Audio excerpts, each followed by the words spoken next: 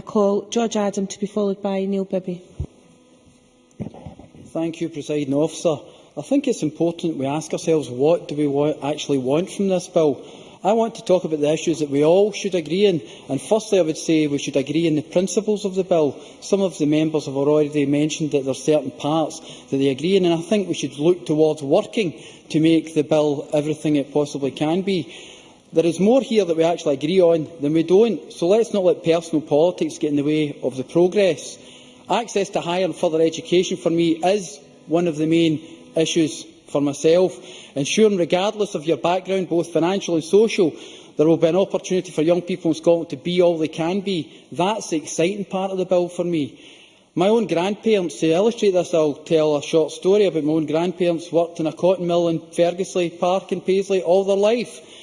They lived in Paisley, not an unusual background from someone from Paisley, but important in so much as using them as an example of how things have changed and why we must adapt and work differently within the FE and HE sector today. My dad eventually came along, went to school in Ferguson, and like many of his generation, was deemed at a very young age to be not clever enough to have a more complex formal education and what was in junior modern secondary in these days.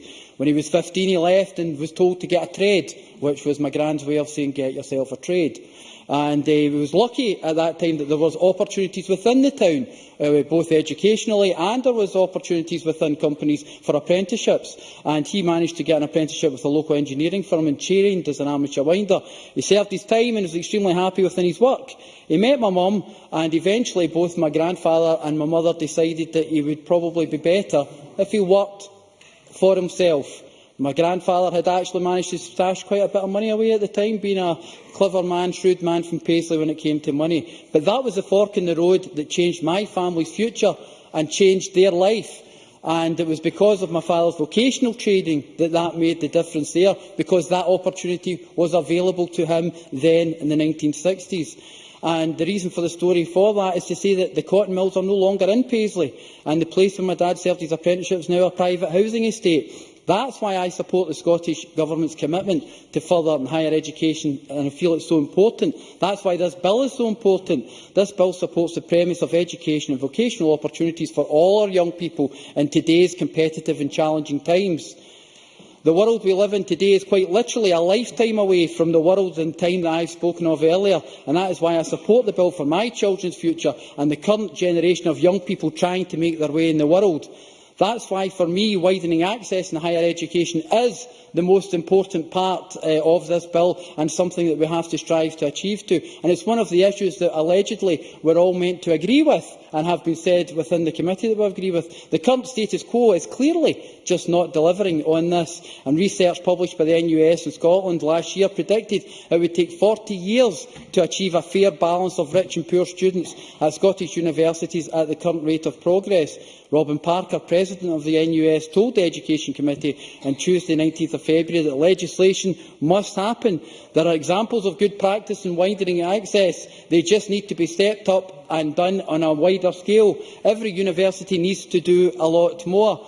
I would say within my own area, I've brought the example up on numerous occasions, the University of the West of Scotland has continued to do extremely well on access, but we do have, as Mr Finlay mentioned, have to ensure that we retain these students when they go to university now.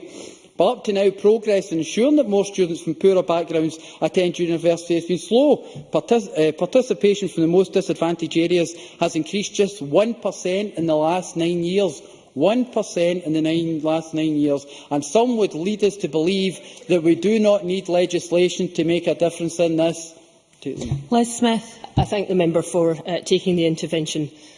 We do all want to see progress on this, and the Cabinet Secretary was quite correct in his opening remarks when he said there are different ways to do this.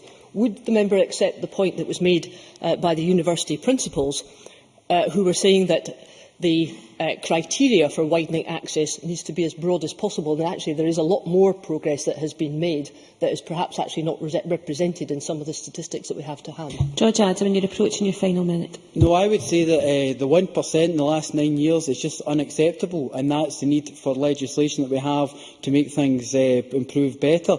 University governance, there's much talked about that, but the whole idea of the bill is to recognise the principle of responsible autonomy, giving legislative support to a Scottish Code of Conduct that will be developed by the sector.